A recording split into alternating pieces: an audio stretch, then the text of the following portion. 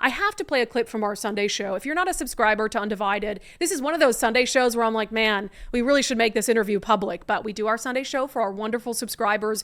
We had on, in fact, I've got his book here. He's probably like, you don't have to pitch my book, Brandi, but I will because he gave me a copy of it. The Bullish Case for Bitcoin by Vijay Boyapati. So Vijay, he is an entrepreneur. He is a former Google engineer, was an engineer at Google pretty early on in that company.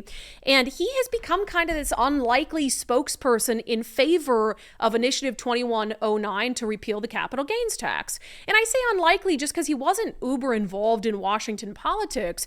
Obviously, he made a lot of money working for Google.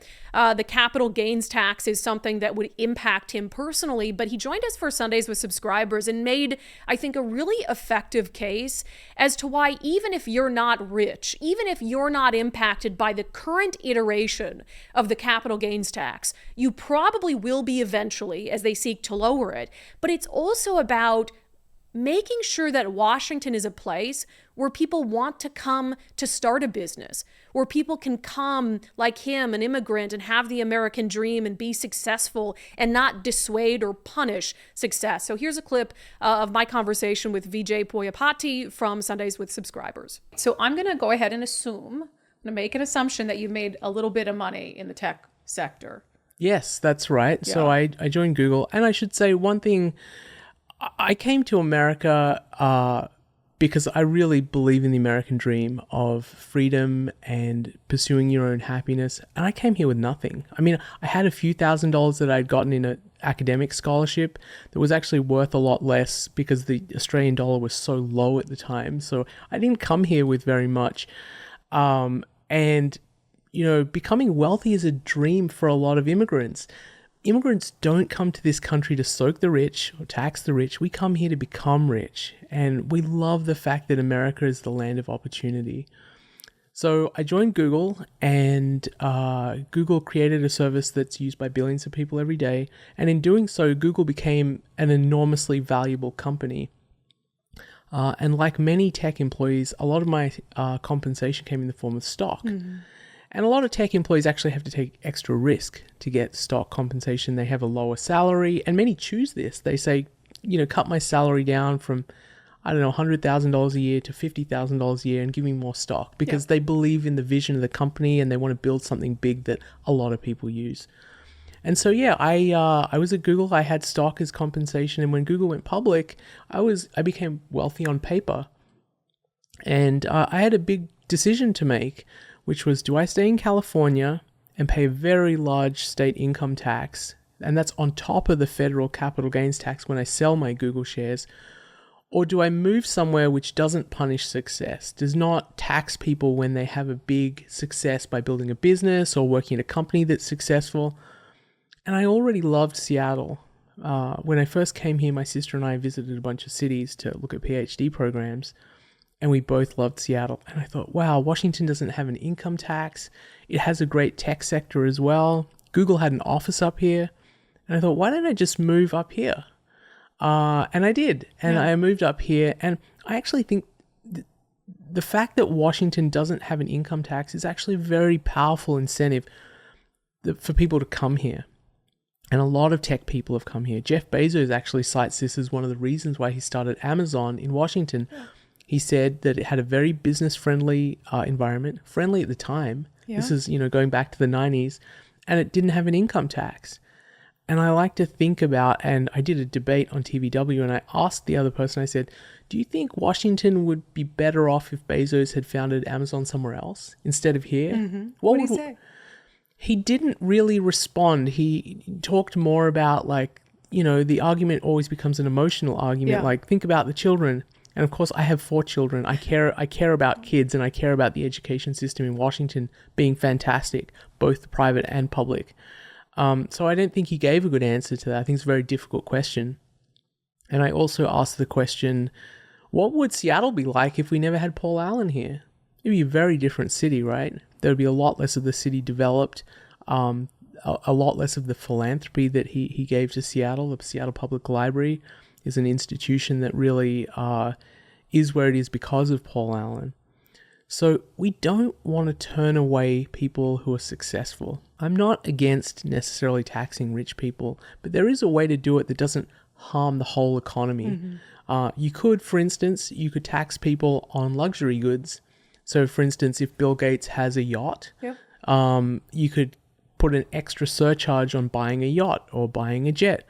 These are things that only benefit him. It's because he wants to enjoy the privilege of going on a yacht. And sure, he can do that. I don't have anything against that. But that's not a social good.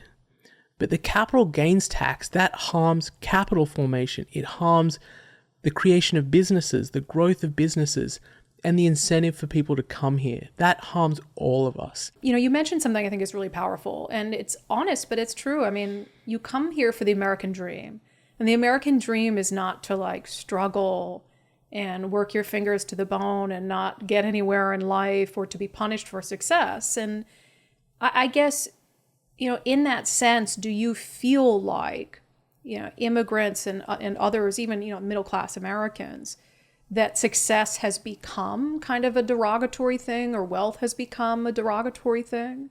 I think it has amongst certain parts of our community. I think it's still a very small part. I think most Americans still celebrate success, and that's what makes this such a great country. I think especially in the immigrant community, if you went and spoke to the Indian community or the Chinese community and asked them whether it's a bad thing to become rich, they would laugh at you. No, of course, we all want to be rich. Actually, it's one of the reasons I feel more American now than Australian, because in Australia, we have this thing called the tall poppy syndrome, which is this desire to chop people down because they're successful, to see in their success something that they've done wrong, that they've taken away from the community. But really the truth is, when you build something that a lot of people use, you're giving to the community, you're building something valuable that we all benefit from. I benefit tremendously from the existence of Amazon. We buy almost everything there. I mean, like 2-day delivery on all the stuff my kids need. I mean, it's dangerous. It is dangerous. Yeah. And I think, you know, I kind of compare it to how the government runs things like the public education system. Imagine if Amazon delivery was run by the DMV. We wouldn't have 2-day delivery, we'd have 2-week delivery, and they would lose packages half of the time. When it comes to like the rich man bad, want to keep his money thing, you know, there's people like Nick Hanauer. Like, what separates you from, like, Nick Hanauer Venture Capitals? If you're not familiar with him, he's like a billionaire progressive, and he's actually bankrolling Defend Washington, which is the anti-initiative PAC.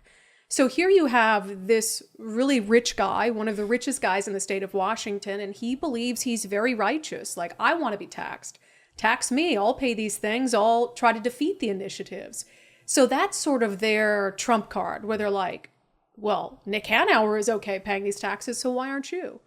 Yeah, that's a really interesting question. I think the way to understand this is this isn't really a tax on being rich. It's a tax on becoming rich. And he's sort of acting as a gatekeeper to being rich in a way. He's like, I'm already rich. I don't care about this stuff. And by the way, so what was his name? Nick? Nick Hanauer. Nick, you can write a check to the state if you're feeling charitable. Go ahead.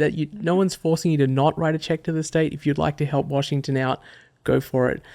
But that's the best retort to Nick Hanauer I've ever heard. Go ahead. Yeah, but the thing is, this is a tax on becoming wealthy, right? Like, it's a tax for those people who start at zero like me, and then they have a big success event in their life. They either build a company over, say, 10 years and it's worth $5 million, and they get to sell it, and it's a tax on them.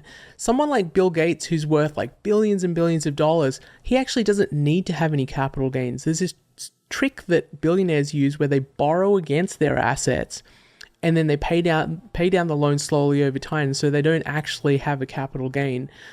So I really believe this tax is on the creation of wealth. And once you're already wealthy, perhaps you don't care about it so much. If you're already a billionaire, then you're like, oh, I've got my money, that's fine. But for the person at Microsoft or Google or a startup who's aspiring to become rich, you're holding them down.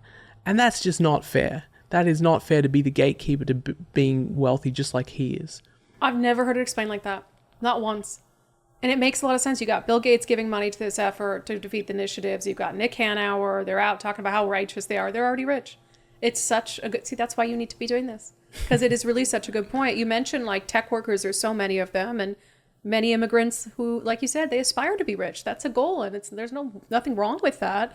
What do you tell them about why they should be involved and why they should be supporting these initiatives? Well, one fact that's little understood is that it was marketed as a tax on the wealthy. This is only going to be a tax on 0.2% of the population. But within 1 year of creating this tax, they already started pushing through another piece of legislation which will reduce the threshold when this applies from 250,000 down to 15,000. So for basically anyone in our state who owns stocks or bonds or Bitcoin and who is going to think about selling that at some point in the future, this tax is going to apply to you. They've opened the door, or they've opened the floodgates, and all hell is going to pour through this. So I would really appeal to people in the tech sector. Even if you are not making a gigantic amount of money, if you're getting stocks or you have any kind of capital assets, this tax is going to apply to you. And people in the tech sector do get a pretty big fraction of their salaries in the form of some kind of stock compensation. That's my big message, is that because they've opened the door to this, it's going to expand in a number of ways. The threshold is going to come down. The rate is going to go up. They've already trying to get the rate from 7 to 8%. The range of assets that this is going to apply to is going to expand. It's stocks and bonds and things like Bitcoin, but it's going to expand to real estate as well. And it's going to expand to different jurisdictions. The cities are going to start passing capital gains tax. Seattle's already talked about this. The counties are going to do it. This has always been a backdoor means to getting an income tax, and there are emails that have been released from the proponents of this which make it very clear that they've been scheming about this for years and years.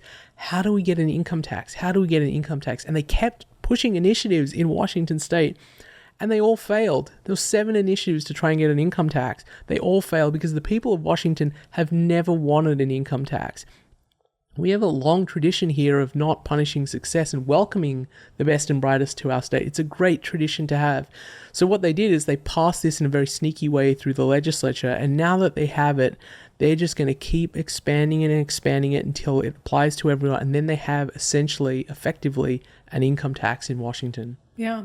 They use the phrase equity a lot when they talk about the capital gains tax. Oh, this is about equity, and like white man bad and rich white guys want to defeat this. And they'll put, Brian Haywood and Steve Gordon and other Peter Thiel, put them all up on a little thing. You are not a white guy. Do you think that helps with your messaging a little bit? Yeah. What do you make about the equity argument? Because you're an immigrant, right? So I always wish someone, in one of these debate scenarios would play the race card on me, because I would bring the smack down on that. I mean, I grew up in Australia not many years after they removed the White Australia policy, where immigrants to Australia had to be white.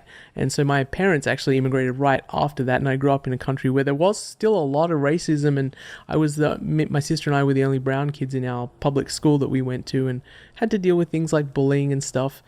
This is not about race at all. This is not about equity. That's ridiculous. This is an anti-meritocratic tax. This is about merit, and we don't want to punish people for merit, whether they're black or white or Hispanic or Chinese or Indian or man or woman.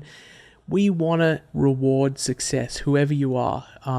That's part of the content of your character, right? That you can be successful. And some people in our community just happen to have that in their DNA. They build things. They can see the opportunity in the market, and we all benefit from that. Yeah. So this equity argument does not hold water, at all. If you want to tax the rich, go ahead, but do it in a way that doesn't harm our whole economy. Go after Bill Gates's McMansions. Go after his yachts. If you're going to own a sports team, maybe there should be a tax on that. All of those things are there just to make the rich person feel good. The capital gains tax is there to punish success and take a chunk of people's success when they have that success. So we really need to get rid of this tax. That's part of my conversation with Vijay Boyapati, an entrepreneur, also a former Google engineer. And he's really hoping to drive the message home, especially to Seattle's tech community and Washington's tech community, that, hey, this is something that you ought to support. Initiative 2109 to repeal the capital gains tax. You can watch that full interview by becoming a subscriber. You can sign up $5 a month, undividedpod.com, undividedpod.com. And man, he has some fantastic points in there, because I had asked him about people like Nick Hanauer. You know, you've got these very progressive billionaires, and they support the capital gains tax, or are they just more righteous than you, that they just are okay? And he said one of the things he pointed out, because he thinks like a person with money, and so he thinks differently. He said, look, all they're doing is being gatekeepers to other people becoming as wealthy as they are. People like Bill Gates, who are supporting all these other efforts on the left, is, they as billionaires, they have a way to avoid capital gain. Look what Jeff Bezos did, right? He just moved out of the state. And so what they're really doing is becoming a gatekeeper to other people being able to build wealth. And the point I would also make on why you should vote yes, pay less on 2109, even if you think, well, I'll never sell, $250,000 worth of stocks or bonds or something in the course of a year. They're going to reduce the threshold. They already have tried to reduce the threshold, and they will, if this thing survives an initiative, they will change it. Mark my word. They will change it so that the sale of your primary home is a capital gain. So if you did well, you bought your home early, you've now turned it into basically your retirement account by saying, I'm going to be able to sell this and retire on the proceeds. Imagine having to pay a big chunk of that toward the state government as a capital gains tax. That is what they're going to do. So repeal it before they do it. Repeal it before they have a chance to do that.